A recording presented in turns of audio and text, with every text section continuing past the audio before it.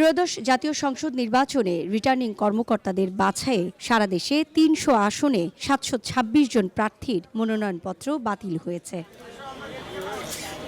৫ জানুয়ারি সোমবার থেকে returning officer কর্তৃক মনোনয়নপত্র গ্রহণ ও বাতিলের সিদ্ধান্তের বিরুদ্ধে নির্বাচন কমিশনে আপিল দায়ের করা শুরু হয়েছে। চলবে ৯ জানুয়ারি পর্যন্ত। রাজধানীর আগারগাঁওয়ে ইসি ভবনে স্থাপন করা হয়েছে আপিল দায়ের কেন্দ্র। রয়েছে অঞ্চল ভিত্তিক ১০টি বুথ এবং সব জেলার জন্য একটি কেন্দ্রীয় বুথ। ঢাকা ৯ আসন থেকে স্বতন্ত্র প্রার্থী হিসাবে মনোনয়নপত্র বাতিল হয় তাসনিম জারার। এ সিদ্ধান্তের বিরুদ্ধে ইসিতে আপিল করেন তিনি। একদম ১.৫ দিনের মাথায় প্রায় ৫,০০০ মানুষ স্বতঃস্ফূর্তভাবে আমাদের কে স্বাক্ষর দিয়েছেন, অনেক ভালোবাসা দিয়েছেন, নিজেরাই স্বেচ্ছাসেবী হিসেবে বুথ করেছেন, ভলান্টিয়ারিং করেছেন।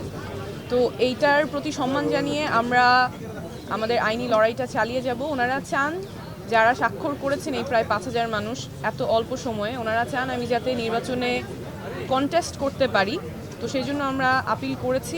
এছাড়াও দিনব্যাপী বিভিন্ন অঞ্চল থেকে এসে মনোনয়নপত্রের বৈধতার জন্য আপিল করেছেন প্রার্থীরা।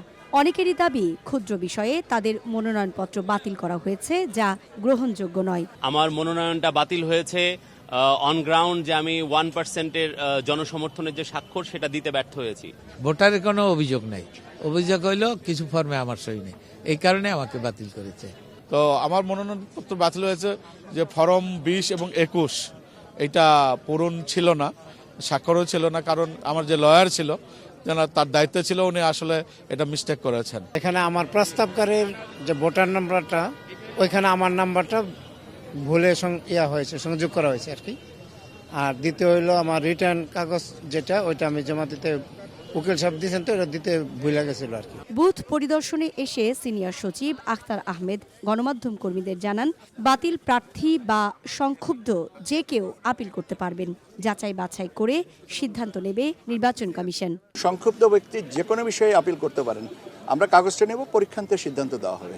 যারা বৈধ ঘোষিত হয়েছে তাদের বিরুদ্ধে অথবা যাদের অবৈধ ঘোষণা করা হয়েছে তাদের বিরুদ্ধে, উভয়ের ক্ষেত্রেই আপিল করার সুযোগ আছে। এবং আমরা এখানে এই আপিলের ব্যবস্থাটা আগামী ৯ তারিখ পর্যন্ত চালু থাকবে। ১০ তারিখ থেকে ১৮ তারিখ পর্যন্ত আমরা কমিশনে শুনানির ব্যবস্থা করব। সকালে বুথ পরিদর্শনে এসে প্রধান নির্বাচন কমিশনার স্বস্তি প্রকাশ করেন।